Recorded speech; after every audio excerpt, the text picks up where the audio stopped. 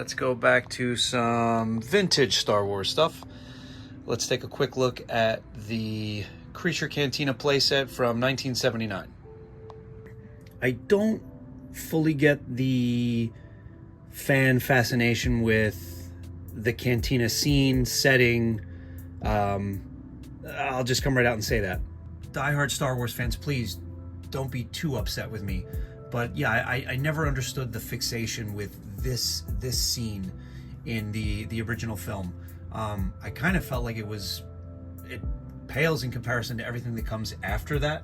I really feel like the Star Wars adventure, the saga, doesn't really begin until they leave Tatooine. So anyway, as a vintage toy collector, I love the original Kenner line, and I do have kind of a fascination that's actually getting worse as I get older.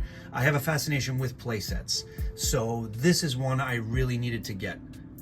Especially between the two Cantina playsets that are out there. This is the second one. There was the Cantina Adventure playset, which was basically just like a diorama with, I think it was mostly cardboard. Not that this isn't. This has the cardboard backdrop with some beautiful artwork on it. But of the two, if I'm gonna represent this scene in my collection, it's gonna be this one. And I think even by like 1970s playset standards, this is kind of a simple one, but it still kind of justifies its existence with some play features.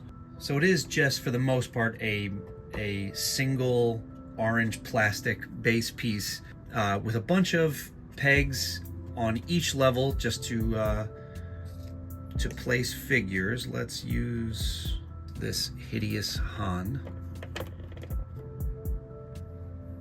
5 of these panels, all of which have pegs on them. The idea being that you could put Luke or whomever on this panel with the peg, a bad guy or just anybody else, with one foot resting on top of that tab, and by turning the lever, sort of simulating like a fight, you know, a bar brawl. Silly little gimmick, but it's fun to have gimmicks, right? And we'll just keep picking on Greedo, as we should with this scenario. Pull the lever and pretend he just got blasted by Han. It's funny, actually, my favorite feature of this playset is the one feature on my specific one that isn't working because it's missing the tab here.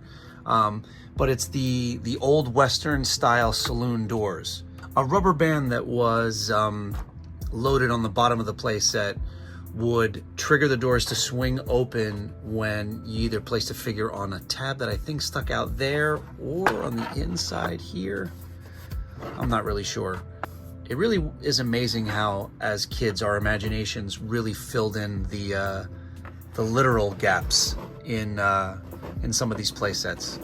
Cardboard backdrop, a freestanding door, and nothing else, but that's all we needed.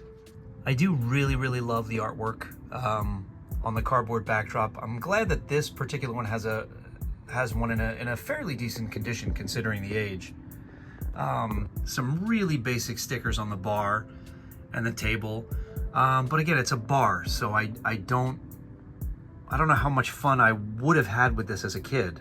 I'd be much more interested in getting these figures out of the bar and in, you know, an X-Wing or the Millennium Falcon or a TIE Fighter and fly them around the living room in my play scenarios. And yeah, if you do populate the playset with a bunch of your characters, it really can be a beautiful display piece for any vintage Star Wars collection. It's not something I had as a kid.